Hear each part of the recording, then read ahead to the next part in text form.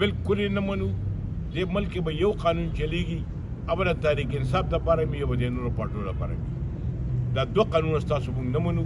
د نن نه موږ ستاسو دا خبره کوو چې که تاسو د 144 ته ګوري دا خلک چې ټول دلته کې جلسې جلوسونه کوي، تاسو په دې باندې پرچې ونه لیکئ، زموږ په دې ورکرانو باندې کوئ. زموږ ورکران خو هر څه چې دي خو ډېر پر امن ګرځي، ډېر په حوصله باندې ګرځي، ډېر په حوصله افزایۍ سره چې خپل کار کوي او د دې خلکو خدمت کوي.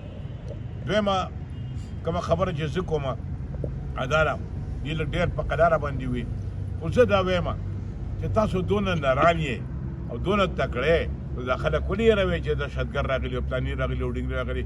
د اوسانو دغه ستاسو دغه لاړ شي، دغه ته ودرېږئ، ځان ورته سینو ته ډال کړئ، څنګه په تاسو باندې خلک راځي او دلته کې چې کوم دی په تاسو باندې خورېږي. درېیمه زه تاسو ته چې کومه خبره کوم، تاسو کې دونه تکړه او نران یې، نو په دې ملک کې چرس نه خرڅېږي، په دې ملک کې آیس نه خرڅېږي، په دې ملک کې نور څه شراب او دغه نه خرڅېږي، ګن نه خرڅېږي. تاسو دې ته ولې تکړه نه یې؟ په دې ملک کې تاسو چې کوم دی نو برابر تاسو نرخامه رالیږلي او دلته به دې دغه نرخامه باندې عمل نه کوي، هغې ته ولې خپل دغه دغه ول نه ورکوئ؟ دا خپله ډیوټي هغې ته کنورټ کړئ او مهرباني وکړئ، د دې خلکو نه قلار شئ. بله خبره دا ده چې زه یو خبره کوم چې ای سي صاحب دا کومه رویه چې تا راغستې ده، ته نور سوچ وکړه.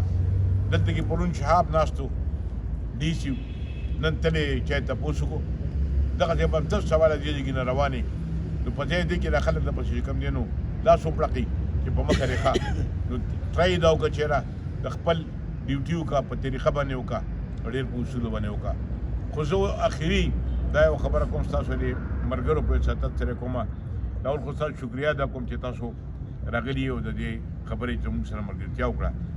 خو دا خبره ته کوم چې که د نن نه پس هم څه ایلیګل اکټ وکړو، نو ګورې موږ به تاسو نه شو د الاو کولی، په هغه ځای به تاسو سره موږ وایو چې بهی ستاسو پلار یې نشي بوتلی، څنګه به رانه ورکړ بوځې، بس چې به رانه بوځې، موږ ته به اول پرچه ښایې او بیا به راته قانون ښایې، په دې قانون باندې موږ دا سړي بوځو. ډېره مهرباني ستاسو له ټولو د دې ملګرو شکریا چې حاضر